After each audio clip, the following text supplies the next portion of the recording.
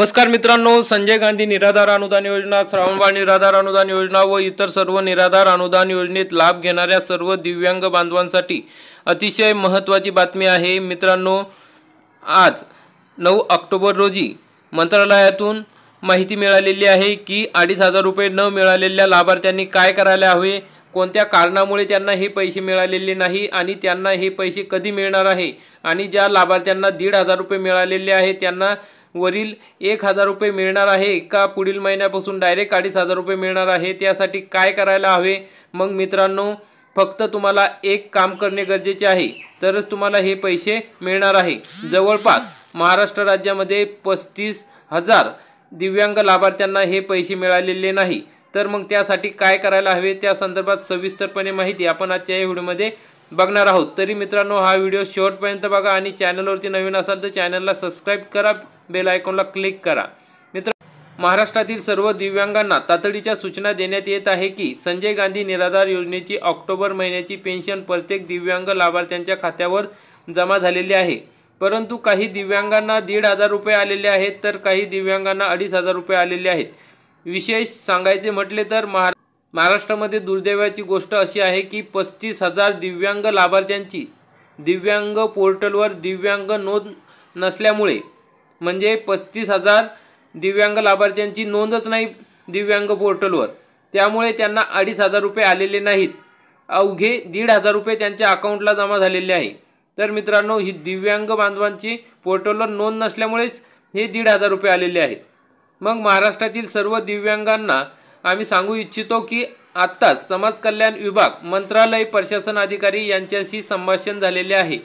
तात्काळ 2 दिवसात ज्या दिव्यांगांना 1,500 रुपये आलेले आहेत अशा दिव्यांग व्यक्तींनी आपापल्या तहसील ऑफिसमध्ये दिव्यांग प्रमाणपत्र नेऊन दिव्यांग पोर्टलवर नोंद करणे गरजेचे आहे। मग मित्रांनो, त्या ठिकाणी गेल्यानंतर तहसील ऑफिसमध्ये दिव्यांग प्रमाणपत्र घेऊन गेल्यानंतर त्यांना दिव्यांग पोर्टलवर नोंद करण्यास सांगावे। आत्ताच प्रशासन अधिकारी यांच्याशी संभाषण झालेले आहे। तात्काळ 2 दिवसाच्या आत या ठिकाणी तात्काळ 2 दिवसानंतर महाराष्ट्रातील सर्व प्रशासन अधिकारी यांना या गोष्टी सांगण्यात येणार आहे। कृपया आपले प्रमाणपत्र तहसील ऑफिसमध्ये नेऊन दिव्यांग पोर्टलवर नोंद करण्यास सांगावे, अशी सूचना मंत्रालयातून प्रशासन अधिकारी यांनी दिलेली आहे। मग मित्रांनो, आपले पोर्टलवर नाव आहे किंवा नाही हे पाहण्यासाठी आपल्याला काय करावे लागेल तर sas.maha.it.org ही आपली संजय गांधी निराधार अनुदान योजनेची DBT प्रोसेसची वेबसाईट आहे। त्या ठिकाणी आपले जे काही अर्ज आहे किंवा आपण जे लाभार्थी आहोत त्याचं स्टेटस आपल्याला चेक करता येणार आहे। मग DBT पोर्टलवर गेल्यानंतर इतर लाभार्थी स्थिती असते, त्या ठिकाणी क्लिक करायचं आहे। नंतर तुमचा आधार कार्ड नंबर टाकायचा आहे आणि कॅप्चा टाकून गेट OTP मोबाईल या ठिकाणी क्लिक करायचं आहे। ते केल्यानंतर तुम्हाला अशा पद्धतीने सर्व डिटेल तुमची माहिती मिळणार आहे। तर मित्रांनो, अशाच पद्धतीने ज्या दिव्यांग लाभार्थ्यांना 2,500 रुपये मिळालेले नाही त्यांना अशा पद्धतीने माहिती येत आहे। तर मग त्या ठिकाणी काय करायचं आहे बघा, तुमचं बेनिफिशरी नाव असेल, वडिलांचं नाव असेल, स्टेट, नंतर तुमचं सब डिस्ट्रिक्ट म्हणजे तालुका, या ठिकाणी होम ॲड्रेस, रजिस्ट्रेशन नंबर, अशा सगळ्या गोष्टी दिसणार आहे, मोबाईल नंबर। मग आधार डेमो ऑथेंटिफिकेशन स्टेटस नो येतं आहे। मग ज्या लाभार्थ्यांचं या ठिकाणी 2,500 रुपये मिळालेले नाहीत त्या सर्व लाभार्थ्यांना आधार डेमो ऑथेंटिफिकेशन स्टेटस नो येत आहे। ज्या दिव्यांग लाभार्थ्यांचं आधार डेमो ऑथेंटिफिकेशन स्टेटस हे नो येत आहे त्या सर्व लाभार्थ्यांनी तहसील कार्यालयात जाऊन आधार ऑथेंटिफिकेशन करणे गरजेचं आहे। त्यासाठी आपल्याला काही महत्त्वाच्या बाबी पूर्ण करणे गरजेचे आहे। आपण त्या ठिकाणी तहसील कार्यालयात जाऊन त्यांना आपले DBT स्टेटसविषयी माहिती द्या, स्क्रीनशॉट काढून न्या किंवा याची एक प्रिंट काढून न्या, ज्याची आपण माहिती बघणार आहोत। म्हणजे त्यांनाही सांगता येईल की या ठिकाणी आमचं आधार डेमो ऑथेंटिफिकेशन हे नो येत आहे, आम्हाला त्या ठिकाणी आधार ऑथेंटिफिकेशन करून द्या। कारण की ज्या ठिकाणी आपण गेल्यानंतर आपल्याला व्यवस्थित माहिती दिली जात नाही, ते चेक करत नाही, त्याच्यासाठी आपण स्वतः ही माहिती चेक करा, आपलं नाव आहे किंवा नाही, किंवा आधार डेमो ऑथेंटिफिकेशन येस असेल तरीही पैसे आले नसेल तरीही आपल्याला त्या ठिकाणी जाणे गरजेचे आहे, कारण की मंत्रालयातून सांगितल्याप्रमाणे त्या ठिकाणी जे तहसील कार्यालयातील संजय गांधी विभाग आहे त्या विभागातील कर्मचाऱ्यांकडे ज्या दिव्यांग लाभार्थ्यांना 2,500 रुपये मिळालेले नाही त्यांचे आधार ऑथेंटिफिकेशन करण्याच्या सूचना त्यांना दिलेल्या आहेत। लगेच आपण कागदपत्र घेऊन गेले, आपले दिव्यांग प्रमाणपत्र UDID कार्ड त्यांना दाखवलं तर तात्काळ त्या ठिकाणी त्यांना सूचना दिलेल्या आहे की दिव्यांग लाभार्थ्यांचे ऑथेंटिफिकेशन करून घ्या।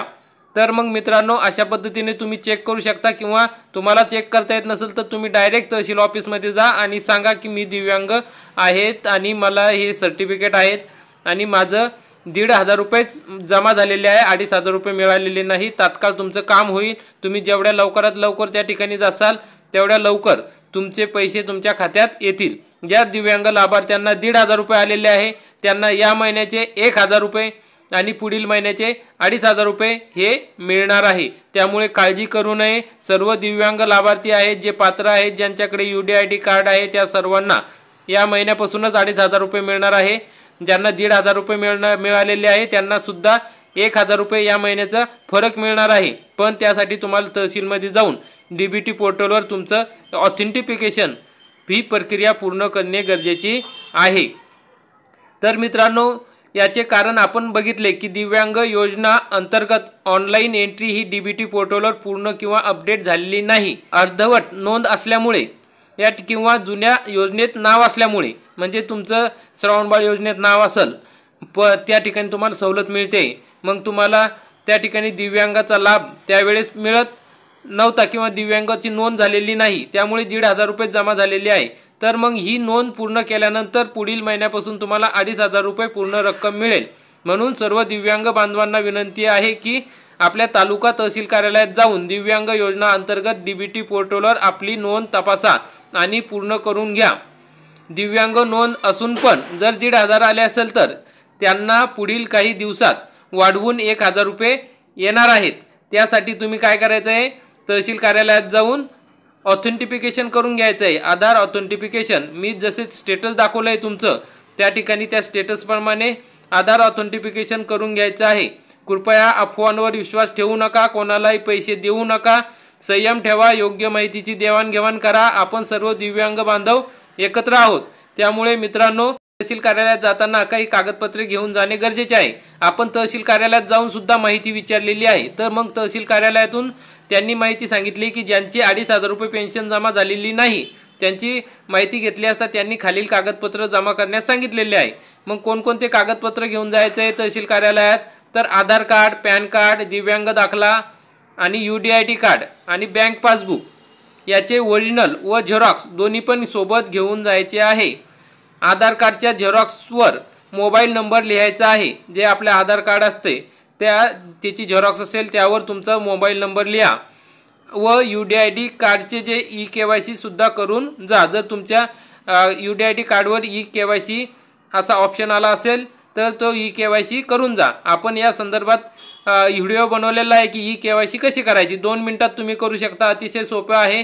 किंवा CSC सेंटर किंवा ग्राहक सेवा केंद्र असते त्या ठिकाणी जाऊन तुम्ही तुमचा UDID नंबर सांगून त्या ठिकाणी जर ऑप्शन आले असेल UDID कार्ड KYCचा लगेच करून घ्या, 1 मिनिटात eKYC होऊन जाते। तर मित्रांनो, अशा परिपूर्ण कागदपत्रांसहित तुम्ही तहसील कार्यालयात जा, तुमचं काम लगेच होईल। अशा प्रकारची महत्त्वाची अपडेट होती। जास्तीत जास्त दिव्यांग बांधवांपर्यंत, निराधार बांधवांपर्यंत हा व्हिडिओ शेअर करा, अतिशय महत्त्वाचा आहे, त्यांच्या कामाचा आहे। ज्या दिव्यांग बांधवांना 2,500 रुपये मिळालेले नाही त्यांच्या अतिशय उपयोगी पडेल। तरी आपण हा व्हिडिओ बघितला त्याबद्दल धन्यवाद। व्हिडिओ आवडला असेल, माहितीपूर्ण वाटला असेल तर व्हिडिओला लाईक करा, चॅनलला सबस्क्राईब करा। धन्यवाद। जय हिंद, जय महाराष्ट्र।